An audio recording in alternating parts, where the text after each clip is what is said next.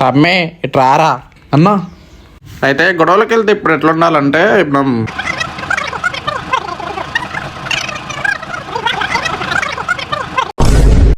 సరే అన్నా.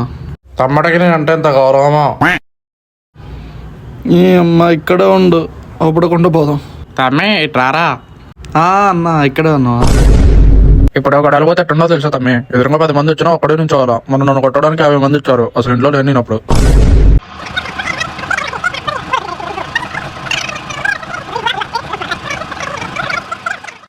తమ్ముడు రైట్ రా.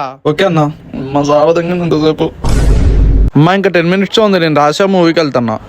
పాలపేట తెచ్చిపో. టైం లేదమ్మా ఇద్దే. తమ్ముడు వస్తుండు. తమ్మి ఏందన్నా? అదే తమ్మి గొడవలు. ఏదైనా ఏంది బ్రో అంత మాట అన్నాను?